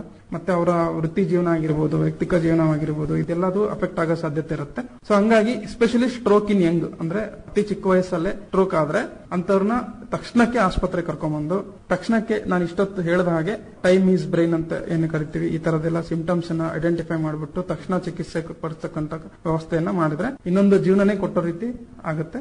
ಸೊ ಅದು ಒಂದು ಪುಣ್ಯನೂ ಕೂಡ ಇರುತ್ತೆ. ಇಲ್ಲಿ ಸಮಯ ತುಂಬಾ ಮುಖ್ಯ ಅನ್ಸುತ್ತೆ. ಅತಿ ಬೇಗ ಬಂದ್ರೆ ಒಂದು ಚಿಕಿತ್ಸೆ ಬೇಗ ಆರಂಭ ಆಗೋದ್ರಿಂದ ಹೆಚ್ಚು ತೊಂದರೆ ಆಗೋದಿಲ್ಲ, ಬೇಗ ಗುಣಮುಖರಾಗ್ತಾರೆ ಅಂತ ಹೇಳ್ತೀರಿ. ಹಾಗೇನೆ ಡಾಕ್ಟರ್, ಇನ್ ಕೆಲವರಿಗೆ ಈ ರೀತಿಯ ಲಕ್ಷಣಗಳು ಕಂಡು ಬಂದು ಸರಿ ಆಗ್ಬೋದು. ಈಗೇನೋ ಒಂದು ತಲೆ ಸುತ್ತು ಬಂದು ಬಿದ್ರು ಮತ್ತೆ ಸಹಜ ಸ್ಥಿತಿಗೆ ಮರಳಿದಾಗ ಅವರು ನಿರ್ಲಕ್ಷ್ಯ ಮಾಡಿ ವೈದ್ಯರ ಬಳಿ ಹೋಗೋದೇ ಇಲ್ಲ ಕೆಲವು ಸಾರಿ. ಇದ್ರ ಬಗ್ಗೆ ಹೇಳೋದಾದ್ರೆ ಏನ್ ಹೇಳ್ತೀರಿ ನೀವು? ಇಲ್ಲಿ ಒಂದು ಅಂಶ ನಾವು ಗಮನಿಸಬೇಕಾದಂತದ್ದು ಅಂದ್ರೆ, ಸಾಮಾನ್ಯವಾಗಿ ಏನೋ ಬೆಳಗ್ಗೆ ಊಟ ಮಾಡಿರೋದಿಲ್ಲ ಅಥವಾ ಡೈಜೆಷನ್ ಆಗಿರೋದಿಲ್ಲ ಅಥವಾ ಈ ತರದ ಏನೇ ಕಾರಣಗಳು ಇರಬಹುದು, ಅಥವಾ ನೀರು ಕುಡಿದಿರೋದಿಲ್ಲ ಅಥವಾ ರಾತ್ರಿ ನಿದ್ದೆ ಸರಿಯಾಗಿ ಆಗಿರೋದಿಲ್ಲ, ಈ ತರದ ಏನೇ ಕಾರಣಗಳಿರಬಹುದು. ಕಾರಣಗಳು ನಮಗೆ ಗೊತ್ತಿದ್ರು ಕೂಡ ಆ ವ್ಯಕ್ತಿ ಏನೋ ಸಡನ್ ಆಗಿ ತಲೆಸುತ್ತು ಬಂದ್ ಬೀಳೋದು ಅಥವಾ ಇದ್ದಕ್ಕಿದ್ದಂಗೆ ವಾಂತಿಯಾಗಿ ಪ್ರಜ್ಞೆ ತಪ್ಪದಂತದ್ದು, ಈ ತರದ ಯಾವುದೇ ಪರಿಸ್ಥಿತಿಗಳಿದ್ರು ಕೂಡ ನೀವು ಆ ವ್ಯಕ್ತಿಯನ್ನ ಮಲಗಿಸ್ಬಿಟ್ಟು ನೀರು ಕೊಟ್ಟು ಅಥವಾ ಏನೋ ಜ್ಯೂಸ್ ಕೊಟ್ಟು ಗ್ಲೂಕೋಸ್ ಕೊಟ್ಟು ಆ ವ್ಯಕ್ತಿ ನಾರ್ಮಲ್ ಸಹಜ ಸ್ಥಿತಿಗೆ ಬರ್ಬೋದು. ಆದ್ರೆ ಅದನ್ನ ಟ್ರಾನ್ಸಿಯಂಟ್ ಇಸ್ಟಮಿಕ್ ಅಟ್ಯಾಕ್ ಅಂತ ಕರಿತೀವಿ, TIA ಅಂತ ಕರಿತೀವಿ. ಸೊ ದ ನೆಕ್ಸ್ಟ್ 24 hours ಆ ವ್ಯಕ್ತಿಗೆ ಕೂಡ ಸ್ಟ್ರೋಕ್ ಬಂದು ಮತ್ತೆ ಅಂಗಾಂಗಗಳು ಸ್ವಾಧೀನ ಕಳ್ಕೊಂಡು ಜೀವನ ಪರ್ಯಂತ ಸ್ಥಿತಿ ಬರ್ಬೋದು. ಇವನ್ ಆ ವ್ಯಕ್ತಿ ನಾರ್ಮಲ್ ಆದ್ರೂ ಕೂಡ ಯಾಕೆ ಆ ರೀತಿ ಆಯ್ತು ಅನ್ನೋ ಒಂದು ವಿಚಾರ ತಿಳ್ಕೊಳ್ಳೋದಕ್ಕೋಸ್ಕರ ಹಾಸ್ಪಿಟಲ್ಗೆ ಕರ್ಕೊಂಡೋಗಿ ತಜ್ಞ ವೈದ್ಯರನ್ನ ಕಂಡುಕೊಂಡು ಚಿಕಿತ್ಸೆಯನ್ನ ಪಡ್ಕೊಳ್ಬೇಕಾಗುತ್ತೆ, ಪರೀಕ್ಷೆಗಳು ಮಾಡಬೇಕಾಗುತ್ತೆ, CT ಸ್ಕ್ಯಾನ್ ಅಥವಾ MRI ಸ್ಕ್ಯಾನ್ ಮಾಡಬೇಕಾಗುತ್ತೆ, ಅಥವಾ ಕೆಲವೊಂದು ರಕ್ತ ಪರೀಕ್ಷೆಗಳನ್ನು ಕೂಡ ಮಾಡಿ. ಈ ನಿರ್ಲಕ್ಷ್ಯ ಮಾಡಬಾರ್ದು, ವೈದ್ಯರ ಬಳಿ ಹೋಗಿ ಒಂದು ತಪಾಸಣೆಗೊಳಪಟ್ಟು ಇಲ್ಲಿ ಕಾರಣವನ್ನ ತಿಳಿದು ಚಿಕಿತ್ಸೆ ಪಡೆಯೋದು ತುಂಬಾ ಮುಖ್ಯ ಅಂತ ಹೇಳ್ತೀರಿ. ಹಾಗೇನೆ ಡಾಕ್ಟರ್, ಈ ಒಂದು ಪಾರ್ಶ್ವವಾಯು ಆದಾಗ ದೇಹದ ಅಂಗಾಂಗಗಳು ಮಾತ್ರ ಒಂದು ನಿಷ್ಕ್ರಿಯಗೊಳ್ಳೋದು ಆ ಒಂದು ಪರಿಣಾಮ ಆಗುತ್ತಾ, ಅಥವಾ ಜೀವಕ್ಕೆ ಅಪಾಯ ಆಗುವಂತಹ ಸಂಭವಗಳು ಇರುತ್ತಾ? ನೀವು ನೋಡ್ರ ಹಾಗೆ ನಿಮ್ಮ ಅನುಭವದಲ್ಲಿ ಏನ್ ಹೇಳ್ತೀರಿ? ನಾವು ಇಷ್ಟ ತನಕ ಹೇಳ್ತಾ ಇದ್ದೆ ದೇಹದ ಅಂಗಾಂಗಗಳು ನಿಷ್ಕ್ರಿಯ ಆಗ್ತವೆ ಅಥವಾ ಸ್ವಾಧೀನ ಕಳ್ಕೊಂತವೆ ಅಂತ ಹೇಳ್ತಾ ಇದ್ದೆ. ಹಾಗಾದ್ರೆ ಜೀವಕ್ಕೆ ಏನೋ ಅಪಾಯ ಇಲ್ವಾ ಅಂತ ಕೇಳೋದು ಇದು I think interesting question. Stroke ಅಂತ ನಾನೇನೇ ಅವಾಗ ಹೇಳಿದೆ, ಇದರಲ್ಲಿ 2 ವಿಧಾನಗಳು. ಒಂದು ರಕ್ತ ಹೆಪ್ಪುಗಟ್ಟೋದ್ರಿಂದನೂ ಆಗ್ಬೋದು, ಮೆದುಳಲ್ಲಿ ಬ್ಲೀಡಿಂಗ್ ಆಗೋದ್ರಿಂದನೂ ಆಗ್ಬೋದು. ಒಂದಷ್ಟು ಸಾಮಾನ್ಯವಾಗಿ ಕೈ ಅಥವಾ ಕಾಲು ತೊಂದರೆ ಆದ್ರೆ ಅದರಲ್ಲಿ ಬಾವು ಬರುವಂತದ್ದು ಅಥವಾ ಕೆಂಪಾಗ್ತಕ್ಕಂಥದ್ದು, ಬಾವು ಬರುವಂತದ್ದು ಇದು ಸಾಮಾನ್ಯ ಕಂಡಿರ್ತೀವಿ. ಸೊ ಮೆದುಳಲ್ಲೂ ಕೂಡ ಅದೇ ತರದ ಒಂದು ಪ್ರೊಸೆಸ್ ಆಗುತ್ತೆ. ಮೆದುಳಲ್ಲಿ ಒಂದು ಪ್ರೆಷರ್ ಜಾಸ್ತಿ ಆಗುತ್ತೆ. ಪ್ರೆಷರ್ ಜಾಸ್ತಿ ಆಗಿ ಮೆದುಳಿಗೂ ಕೂಡ ರಕ್ತ ಸಂಚಾರ ಆಗದೆ ಫಿಕ್ಸ್ ಬರೋ ಸಾಧ್ಯತೆ ಇರುತ್ತೆ. ವ್ಯಕ್ತಿ ಪ್ರಜ್ಞೆ ಇದ್ರೂ ಕೂಡ ನೆಕ್ಸ್ಟ್ 24 to 48 hours ಅಥವಾ to 72 hours ತನಕ ಕೂಡ ಪ್ರಜ್ಞಾಹೀನ ಸ್ಥಿತಿಯಲ್ಲೇ ಉಳ್ಕೊಳ್ತಕ್ಕಂಥ ಸಾಧ್ಯತೆ ಇರುತ್ತೆ. ಸೊ ಹೀಗಾಗೋದ್ರಿಂದ ಆ ವ್ಯಕ್ತಿಗೆ ಉಸಿರಾಟಕ್ಕೆ ತೊಂದರೆ ಆಗ್ತಕ್ಕಂಥದ್ದು, BP-ಯಲ್ಲಿ ವ್ಯತ್ಯಾಸ ಆಗ್ತಕ್ಕಂಥದ್ದು, ಸೊ ಇವೆಲ್ಲ ಏನೇ ಆದ್ರೂ ಕೂಡ ಜೀವಕ್ಕೆ ಹಾನಿಯಾಗೋ ಸಾಧ್ಯತೆ ಇರುತ್ತೆ. ಇನ್ನೊಂದು ಬಹುಮುಖ್ಯವಾಗಿ ಗಮನಿಸಬೇಕಾದಂತಂದ್ರೆ, ವ್ಯಕ್ತಿ ಪ್ರಜ್ಞಾಹೀನ ಸ್ಥಿತಿಗೆ ಹೋದ್ರೆ ಆ ವ್ಯಕ್ತಿ ಯಾವುದೇ ಚಿಕಿತ್ಸೆ ದೊರಕದೇನೆ ಅಥವಾ ಈ ತರ ಪ್ರಜ್ಞಾಹೀನ ಸ್ಥಿತಿಗೆ ಹೋದ್ರೆ ಆ ವ್ಯಕ್ತಿಗೆ ಸಾಮಾನ್ಯವಾಗಿ ನೀರು, ಗಂಜಿ, ಹಾಲು ಈ ತರದ್ ಏನೇ ಕೊಟ್ಟರು ಕೂಡ ನಾವು ಅನ್ನನಾಳದಲ್ಲಿ ಹೋಗುತ್ತೆ, ಅದು ಜೀರ್ಣ ಆಗುತ್ತೆ. ಸೊ ಆ ತರದ ವ್ಯಕ್ತಿಗಳಿಗೆ ಈ ತರದ್ದೇನೇ ಕೊಟ್ಟರು ಕೂಡ ಅವರಿಗೆ ನುಂಗಕ್ ಬರೋದಿಲ್ಲ. ನುಂಗಕ್ ಬರದೇ ಇರೋದು ಕೂಡ ಒಂದು ಸ್ಟ್ರೋಕ್ ಇಂದ ಒಂದು ಗುಣಲಕ್ಷಣನೇ. ಸೊ ಹಂಗಾಗಿ ಅದೇನೇ ಕೊಟ್ಟರು ನುಂಗಕ್ ಆಗದೇನೆ ಅದು ಗಾಳಿನಾಳಕ್ಕೆ ಅಥವಾ ವಾಯುನಾಳಕ್ಕೆ ಹೋಗಿ ಶ್ವಾಸಕೋಶ ತನಕನೂ ಹೋಗಿ ಗಾಳಿ ಸರಿಯಾಗಿ ರೀಚ್ ಆಗೋದಿಲ್ಲ. ಆಕ್ಸಿಜನ್ ತಗೊಂಡಿದ್ದು ಅಥವಾ ನಾವು ಗಾಳಿಯನ್ನು ತಗೊಂಡಿದ್ದು ಸರಿಯಾಗಿ ಎಕ್ಸ್ಚೇಂಜ್ ಆಗೋದಿಲ್ಲ. ಅದರಿಂದನೂ ಕೂಡ ಪೇಷಂಟ್ ಉಸಿರಾಟ ತೊಂದರೆಯಿಂದ ಸಾವಿಡಾಗ ಸಂಭವ ಇರುತ್ತೆ. ಸೊ ಇವೆಲ್ಲ ನಾವು ಗಮನಿಸ್ತಾ ಹೋದ್ರೆ ಅರ್ಲಿ ರೆಕಗ್ನಿಷನ್ ಅಂದ್ರೆ ಬಹುಬೇಗ ಅದನ್ನ ಕಂಡುಕೊಂಡು ಈ ತರದ ಗುಣಲಕ್ಷಣಗಳು ಯಾರಲ್ಲಿರುತ್ತೆ ಬಂದು ಹೋಗಿರ್ಬೋದು, ಈಗ ಚೆನ್ನಾಗೂ ಆಗಿರ್ಬೋದು, ಬಟ್ ಯಾಕಾಯ್ತು ಏನಾಯ್ತು ಅಂತ ಕಂಡುಕೋಬೇಕಂತಂದ್ರೆ ತಕ್ಷಣದ ತಜ್ಞ ವೈದ್ಯರನ್ನ ಭೇಟಿ ಮಾಡಿ ಚಿಕಿತ್ಸೆಯನ್ನ ಪಡ್ಕೋಬೇಕಾಗುತ್ತೆ. ಡಾಕ್ಟರ್, ನೀವು ಆಗ್ಲೇ ಮಾತಾಡ್ತಾ ಹೇಳಿದ್ರಿ ಫಾಸ್ಟ್ ಅನ್ನೋ ಒಂದು ಶಬ್ದವನ್ನ, ಅಂದ್ರೆ ಫೇಸ್, ಆರ್ಮ್, ಸ್ಪೀಚ್ ಮತ್ತೆ ಟೈಮ್ ಅಂತ. ಇದನ್ನ ನಾವು ಸಾಮಾನ್ಯರು ಹೇಗೆ ಅರ್ಥ ಮಾಡಿಕೊಂಡು ಈ ಒಂದು ಲಕ್ಷಣಗಳನ್ನ ಹೇಗೆ ಗುರುತಿಸಬೇಕು, ಇದ್ರ ಬಗ್ಗೆ ಇನ್ ಸ್ವಲ್ಪ ವಿವರವಾಗಿ ತಿಳಿಸಿ. ಫಾಸ್ಟ್ ಅಂತ ಹೇಳಿದೆ ಅವಾಗಲೇ ನಾನು. ಫಾಸ್ಟ್ ಅಂದ್ರೆ FAST. ಎಫ್ ಅಂದ್ರೆ ಫೇಶಿಯಲ್ ವೀಕ್ನೆಸ್ ಅಂತ ಏನ್ ಕರಿತೀವಿ. ಸಾಮಾನ್ಯವಾಗಿ ದೇಹದ ಯಾವುದೇ ಅಂಗ ಕೂಡ ಪಾರ್ಶ್ವವಾಯುವಿಗೆ ಈಡಾಗಂತ ಸಾಧ್ಯತೆ ಇರುತ್ತೆ. ಈ 3 ಪ್ರಮುಖ ಲಕ್ಷಣಗಳನ್ನ ನೆನ್ಪಿಟ್ಕೋಬೇಕಾಗತ್ತೆ. ಇದೆಲ್ಲರಲ್ಲೂ ಆಗುತ್ತೆ ಅಂತಲ್ಲ, ಬಟ್ ಈ ತರ ಆಗಿದ್ರೆ ಸ್ಟ್ರೋಕ್ ಆಗಿರೋ ಸಾಧ್ಯತೆ ಜಾಸ್ತಿ ಇರುತ್ತೆ ಅಂತ. ಫೇಶಿಯಲ್ ವೀಕ್ನೆಸ್ ಅಂತಂದ್ರೆ ಒಂದು ಸೈಡಿನ ಮುಖದ ಒಂದು ಭಾಗ ಕೆಲಸ ಮಾಡದೇ ಇರೋಂಥದ್ದು. ನಗಕ್ ಹೇಳಿದ್ರೆ ನಗೋದಿಲ್ಲ, ನಗಕ್ ಪ್ರಯತ್ನ ಮಾಡ್ತಾರೆ ಬಾಯಿನ ಒಂದ್ ಕಡೆ, ವಾರೆ ಆಗ್ತಕ್ಕಂಥದ್ದು, ಮುಖದ ಒಂದ್ ಕಡೆ ವಾರೆ ಆಗ್ತಕ್ಕಂಥದ್ದು. ಅಂದ್ರೆ ಈಗ ಮನೆಯಲ್ಲಿ ಆಕಾರದಲ್ಲಿ ಬದಲಾವಣೆ ಆಗೋದನ್ನ ನಾವು ಗುರುತಿಸಬಹುದು. ಈಗ ನೀವು ವೈದ್ಯರಾಗಿ ಪರೀಕ್ಷೆಗಳನ್ನ ಮಾಡಿ ದೃಢಪಡಿಸ್ಕೊತೀರಿ. ಈಗ ಮನೆಯಲ್ಲಿ ಸುತ್ತಮುತ್ತ ಇರೋ ವ್ಯಕ್ತಿ ಸುತ್ತಮುತ್ತ ಇರೋಂಥವ್ರು ಏನಾದ್ರು ಮುಖದಲ್ಲಿ ಆ ಒಂದು ಬದಲಾವಣೆ ಆದಾಗ ಆಕಾರದಲ್ಲಿ ಅದನ್ನ ತಿಳ್ಕೊಬೋದಾ, ಇದು ಫೇಸ್ ಅನ್ನೋ ಒಂದು ಇದಕ್ಕೆ? ನಾವು ಸಾಮಾನ್ಯವಾಗಿ ಮಾತಾಡುವಾಗ್ಲೇನೆ ಗೊತ್ತಾಗ್ಬಿಡುತ್ತೆ. ಈಗ ಕ್ಯಾಶುವಲ್ ಆಗಿ ಯಾರ್ದಾದ್ರು ಮುಖಕ್ಕೆ ಮುಖ ಕೊಟ್ಟು ಮಾತಾಡುವಾಗ ಅವರ ಮಾತಿನ ಶೈಲಿಯಲ್ಲೇ ಗೊತ್ತಾಗ್ಬಿಡುತ್ತೆ ಫೇಶಿಯಲ್ ವೀಕ್ನೆಸ್ ಅನ್ನೋದು. ಮನೆಯಲ್ಲಿ ದಿನ ಅವ್ರ ಜೊತೆನೆ ಬೆಳೆದಂತವ್ರಾಗಿದ್ರೆ ಅವರು ಬಹುಬೇಗ ಇದನ್ನ ಕಂಡುಹಿಡಿಯಕ್ ಸಾಧ್ಯತೆನೇ ಇರುತ್ತೆ, ಇದು ಈಸಿಯಾಗಿ ಕಂಡುಹಿಡಿಯಬಹುದು. ಸೊ ಎರಡನೇದು ಅಂತ ಬಂದ್ರೆ ಆರ್ಮ್ ಅಂತ ಡ್ರಿಫ್ಟ್ ಅಂತ ಕರಿತೀವಿ, ಅಂದ್ರೆ ಕೈ ವೀಕ್ನೆಸ್ ಆಗಂತದ್ದು. ಸಪೋಸ್ ಎಕ್ಸಾಂಪಲ್ ಸ್ಟ್ರೋಕ್ ಸಾಮಾನ್ಯವಾಗಿ ಬೆಳಗಿನ ಜಾವ ಆಗೋ ಸಾಧ್ಯತೆ ಜಾಸ್ತಿ ಇರುತ್ತೆ. ಯಾಕಂತಂದ್ರೆ ಓವರ್ ನೈಟ್ ಅವರು ನೀರು ಕುಡಿದಿರೋದಿಲ್ಲ ಅಥವಾ ಸಡನ್ ಆಗಿ ಎದ್ದೇಳೋ ಸಾಧ್ಯತೆ ಇರುತ್ತೆ. ಸಾಮಾನ್ಯ ಬೆಡ್ ಮೇಲೆ ಎದ್ದು ಅಟ್ಲೀಸ್ಟ್ 1 or 2 minutes ಬೆಡ್ ಮೇಲೆ ಇದ್ದು ಆಮೇಲೆ ಕೆಳಗೆ ಇಳಿಬೇಕು. ಸಡನ್ ಆಗಿ ಎದ್ದು ಬಿಡ್ತಾರೆ. ಬ್ರೈನ್ ಅಲ್ಲಿ ಸಡನ್ ಆಗಿ ರಕ್ತ ಸಂಚಾರ ಆಗೋದಿಲ್ಲ. ಆ ತರದ ಎಲ್ಲರಿಗೂ ಆಗುತ್ತೆ ಅಂತಲ್ಲ, ಆ ತರ ಆಗೋ ಸಾಧ್ಯತೆನೂ ಇರುತ್ತೆ. ಅಂತ ವ್ಯಕ್ತಿಗಳಲ್ಲಿ ಈ ಆರ್ಮ್ ಡ್ರಿಫ್ಟ್ ಅಂತ ಏನ್ ಕರಿತೀವಿ ನಾವು, ಅಥವಾ ಕೈ ಸ್ವಾಧೀನ ಕಳ್ಕೊಳ್ತಕ್ಕಂಥದ್ದು, ಅಥವಾ ಕೈ ಮುಂದೆ ಚಾಚಿದ್ರೆ ಸಡನ್ ಆಗಿ ಕೈ ತುಂಬಾ ಹೊತ್ತು ಮುಂದೆ ಚಾಚಿ ಹಿಡ್ಕೊಳಕ್ ಆಗೋದಿಲ್ಲ. ಸೊ ಅಂತ ವ್ಯಕ್ತಿಗಳಿಗೆ ಆರ್ಮ್ ಡ್ರಿಫ್ಟ್ ಇರೋ ಸಾಧ್ಯತೆ ಇರುತ್ತೆ. ಸೊ ಕೈ ಎತ್ತಕ್ ಆಗೋದಿಲ್ವಾ, ಜೋಮ್ ಹಿಡ್ದಂಗ ಆಗುತ್ತಾ, ಏನಾಗುತ್ತೆ ಅಲ್ಲಿ? ಇದರಲ್ಲಿ ಎರಡು ತರ. ಮತ್ತೆ ಒಂದು ಕೈ ಕಂಟಿನ್ಯೂಸ್ ಆಗಿ ಜೋಮ್ ಹಿಡಿತಕ್ಕಂಥದ್ದು, ಇದು ಕೂಡ ಸ್ಟ್ರೋಕ್ ಲಕ್ಷಣನೇ ಆಗಿರುತ್ತೆ.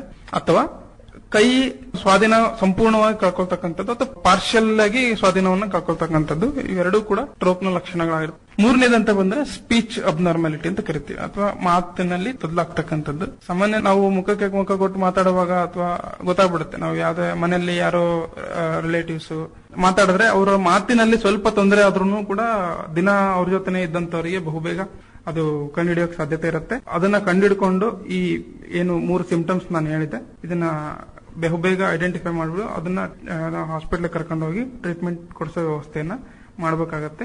4ನೇದು ನಾನು ಈಗಾಗಲೇ ಹೇಳ್ದಂಗೆ ಟಿ ಫಾರ್ ಟೈಮ್ ಅಂತ. ಬ್ರೈನ್ ನಮಗೆ ಎಷ್ಟು ಇಂಪಾರ್ಟೆಂಟ್ ಅದನ್ನ ಉಳಿಸ್ಕೊಳ್ಳೋದಕ್ಕೆ ಟೈಮ್ ಕೂಡ ಅಷ್ಟೇ ಇಂಪಾರ್ಟೆಂಟ್. ಒಂದೊಂದು ಸೆಕೆಂಡ್ ಕೂಡ ಬಹುಮುಖ್ಯವಾಗಿರುತ್ತೆ. ನಾವು ಆದಷ್ಟು ಬೇಗ ಕರ್ಕೊಂಡು ಹೋಗಿ ಅದಕ್ಕೆ ತಕ್ಕಂತ ಚಿಕಿತ್ಸೆಯನ್ನ ಕೊಡಿಸಿದ್ರೆ ಈಗ ಆಗಿರುವಂತಹ ನ್ಯೂರೋನಲ್ ಲಾಸ್ ಅಂದ್ರೆ ಅಂಗಾಂಗಗಳ ಸ್ವಾಧೀನ ಕಳ್ಕೊಂಡಿರುವಂತದ್ದು ಮತ್ತೆ ವಾಪಸ್ ಬರುವಂತ ಸಾಧ್ಯತೆ ಇರುತ್ತೆ. ಬಂದು ನಮ್ಮ ಫ್ಯೂಚರ್ ಏನೋ ಲೈಫ್ ಸ್ಟೈಲ್ ಕೂಡ ಅಷ್ಟೇ ಚೆನ್ನಾಗಿರುತ್ತೆ ಅಂತ ಹೇಳ್ಬೋದು. ಹಾಗೆ ಡಾಕ್ಟರ್, ನೀವು ಚಿಕಿತ್ಸೆ ಬಗ್ಗೆ ಹೇಳ್ತಾ ಏನೆಲ್ಲ ಚಿಕಿತ್ಸೆಗಳು ನೀಡ್ತೀರಿ ಅದು ಬೇಗ ಬಂದಷ್ಟು ಅನುಕೂಲ ಅಂತ ಹೇಳಿದ್ರಿ. ಈ ಚಿಕಿತ್ಸೆ ತಗೊಂಡು ನಂತರ ಮತ್ತೆ ಅವರಿಗೆ ಮರುಕಳಿಸುವಂತ ಸಂಭವ ಇರುತ್ತಾ? ಈ ಒಂದು ಪಾರ್ಶ್ವವಾಯು ಸ್ಟ್ರೋಕ್ ಆಗುವಂತ ಸಂಭವ ಇರುತ್ತಾ?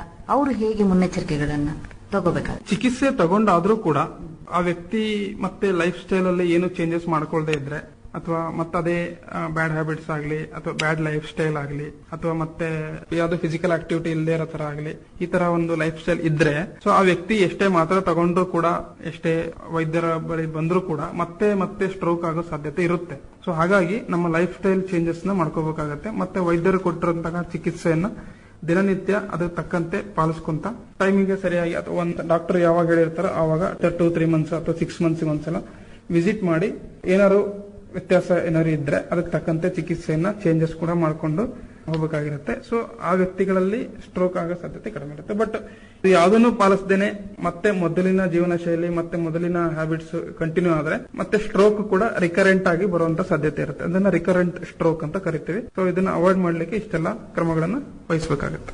ಡಾಕ್ಟರ್, ಕೊನೆಯದಾಗಿ ನಮ್ಮ ಕೇಳಿದರಿಗೆ ಈ ಒಂದು ಪ್ಯಾರಾಲಿಸಿಸ್ ಅಥವಾ ಪಾರ್ಶ್ವವಾಯು ಸಮಸ್ಯೆ ಬಗ್ಗೆ ಪ್ರಮುಖವಾಗಿ ಹೇಳಲೇಬೇಕು ಅಂದ್ರೆ ಏನ್ ಹೇಳಕ್ ಇಷ್ಟಪಡ್ತೀರಿ ನೀವು?